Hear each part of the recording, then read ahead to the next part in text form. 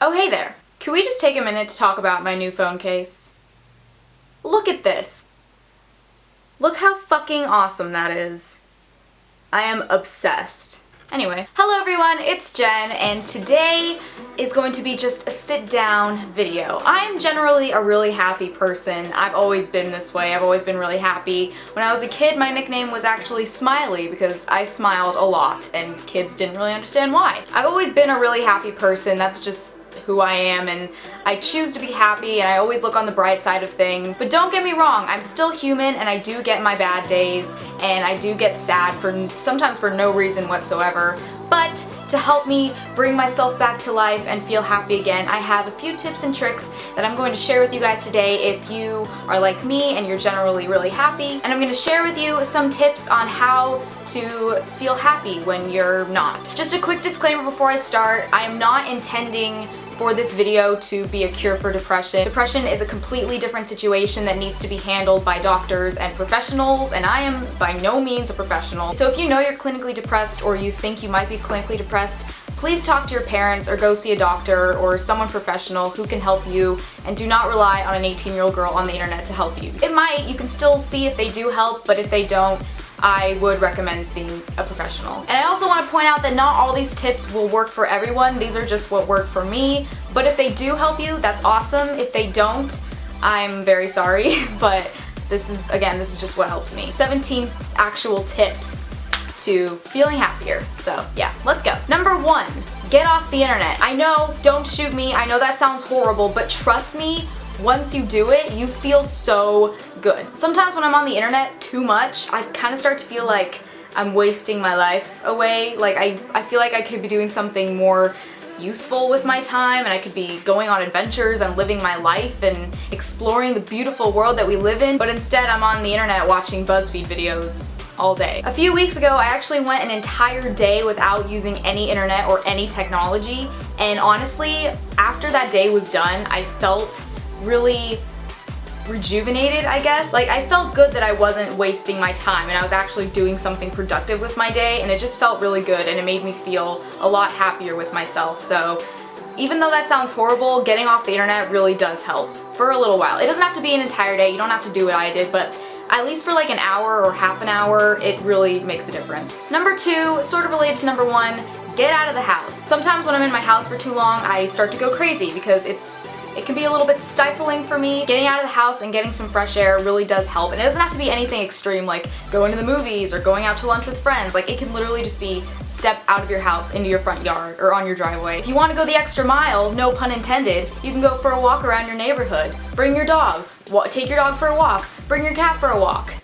No, don't bring your cat for a walk. But you know what I mean. Just get out of the house. Do something that's not in your house. Number 3, spend time with your family. I don't know about you, but I have a really close relationship with my family. My parents are pretty much my best friends. I tell them everything. I don't know what it is. Whenever I'm with my family, I just feel really content, and I feel this sense of comfort and nostalgia and warmth, and I just feel so great when I'm with my family. It really does make a difference in my life. Number 4, sort of similar to number 3, is spend time with your friends. If you're not as close with your family, which I understand not everyone is, spending time with your friends can be the greatest time of your life. When I'm with my friends, I always just forget about my problems, and they always know how to make me laugh. And even if I do have a problem, I know that I can go to them when I need to talk, and they always help me. They're like my personal therapist, and it's the greatest thing in the world. I always have the best time when I'm with my friends. It's so important to keep your friends close in your life, because that way you know that there will always be someone there for you, and there will always be someone you can talk to and someone you can look to when things aren't really going right in your life. So friends are just the greatest thing in the world, to be honest.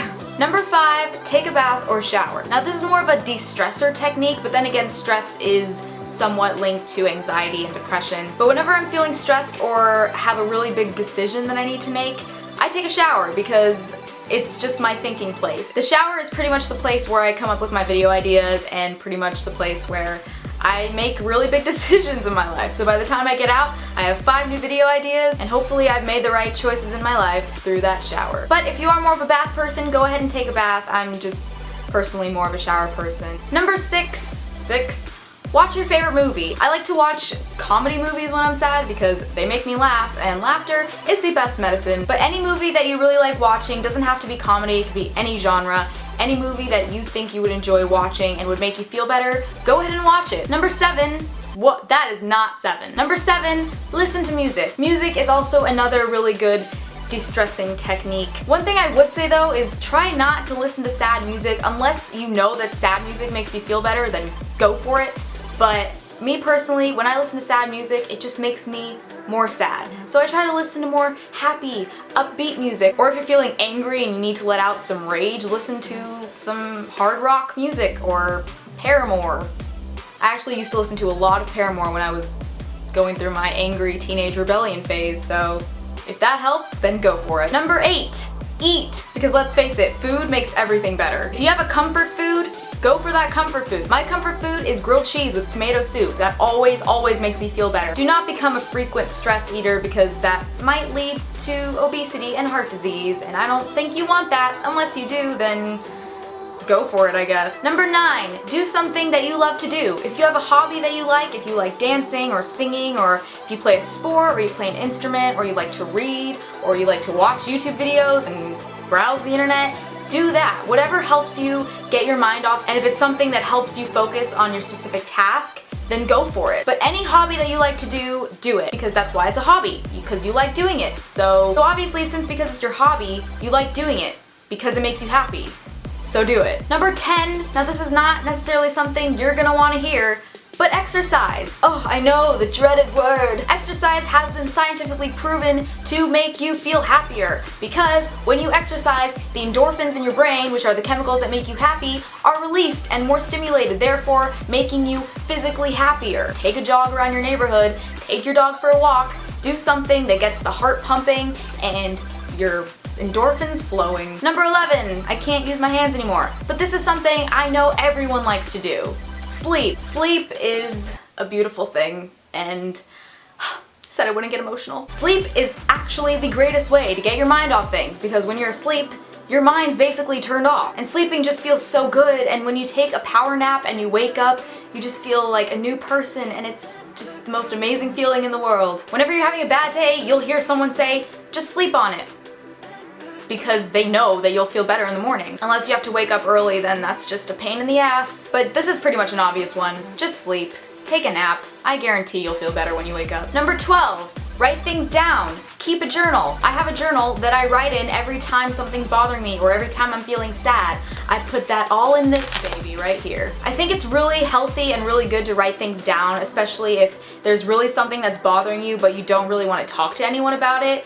Then you can write it down and sort of pretend like you're talking to someone about it without actually talking to someone about it. Number 13, cry.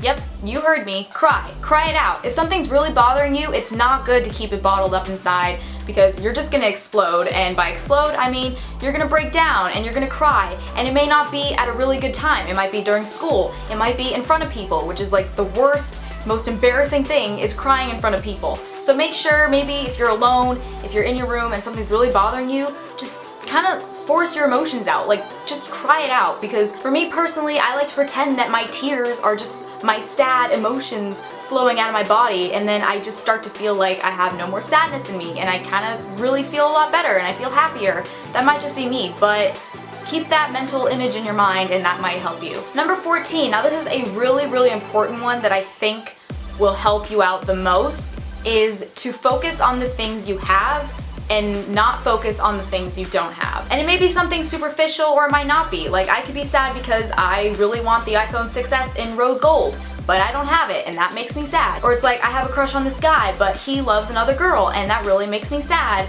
And I know that I can't have him, but I really want him, and that makes me even more sad. Even though there are so many things I want but don't have, I still try to look at the bright side and think about the things that I've been blessed with in my life. For example, I have a roof over my head, I have clothes, I have food, I have water, I have a loving and supportive family, I have a loving and supportive friend, I have loving and supportive viewers, I have you guys, I have my YouTube channel, I am in good health. Like I have so many things to be grateful for, and I need to not focus on the things I don't have because I don't need those things. This is actually something that my econ teacher told me my senior year of high school. He said you only need 3 things in life: food, water, shelter. Everything else is a want.